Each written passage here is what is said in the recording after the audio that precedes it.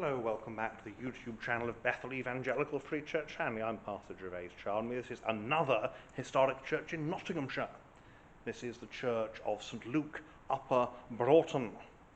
It's a very typical church for this part of the Midlands, the East Midlands. And it's a building that has Norman origins. It's then been pulled about and pushed about and altered 14th century, 13th century, 14th century, 15th century, 19th century, and we'll see that as we go around.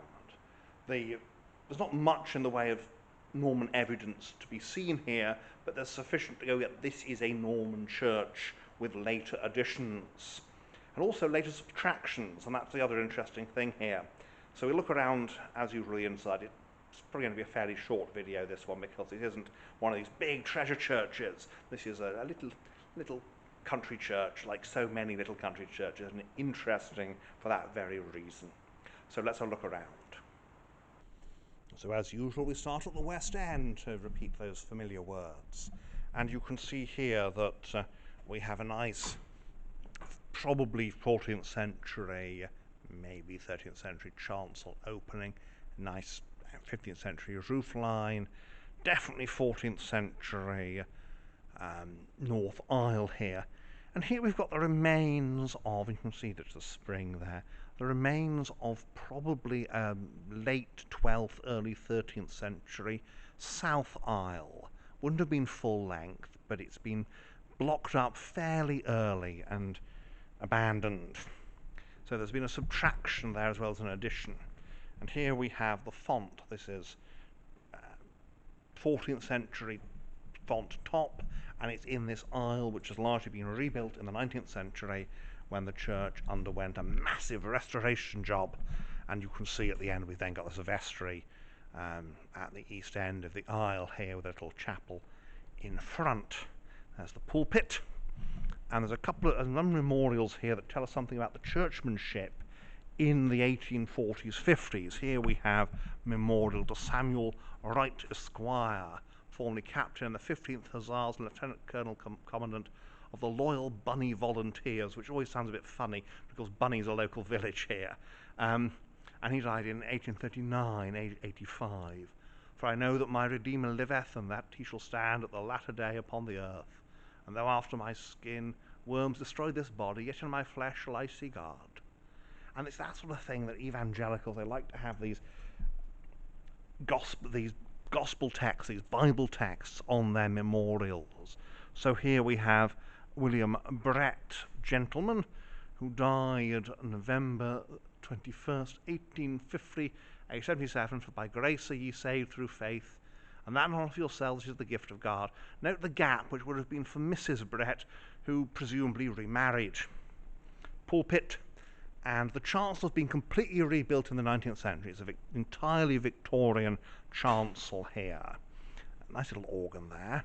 We'll just get back here so you get a good view of the whole thing. And of course, the pipes we see are dummies. The real pipes, the workings, are behind.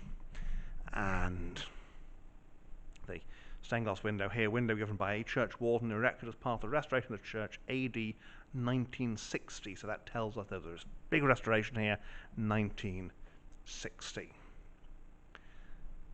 Memorial here to Lucinda Burrell, who died in 1839, and her husband was the rector here, so he's evangelical rector, and you can see, unfortunately, they've scraped the walls here, so any wall paintings that may have survived under the plaster is gone, which is a shame.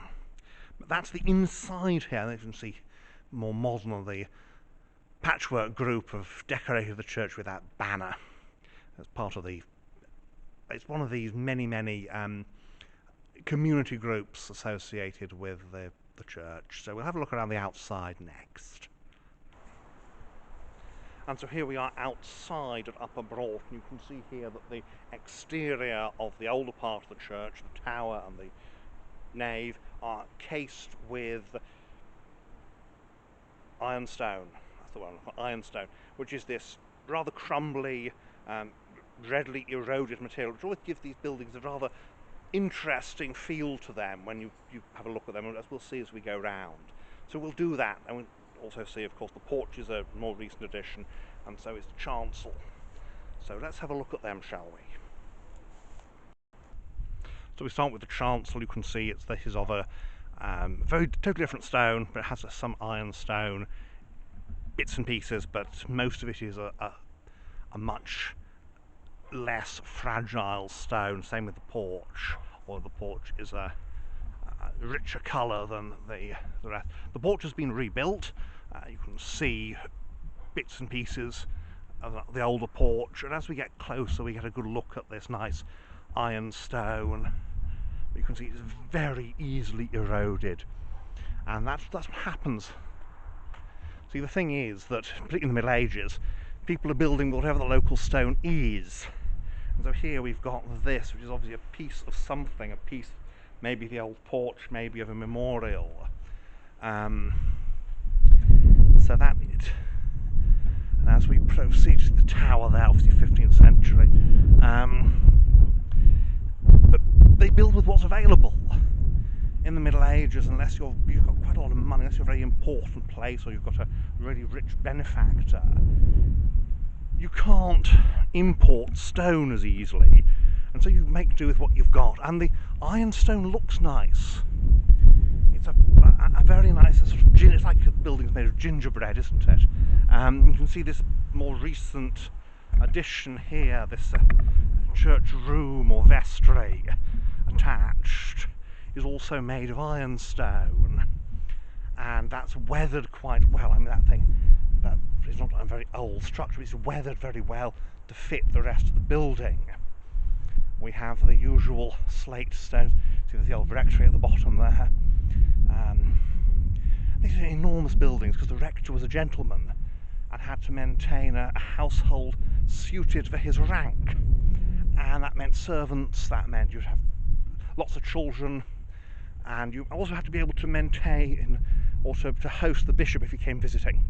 So that's why these old rectories, these big rambling structures. This is Victorian, of course, that one. And there we have it, top of the building, tower.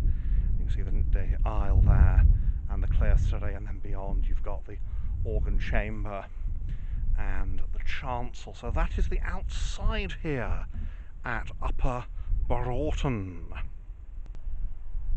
And so there we have it, St Luke's Upper Broughton.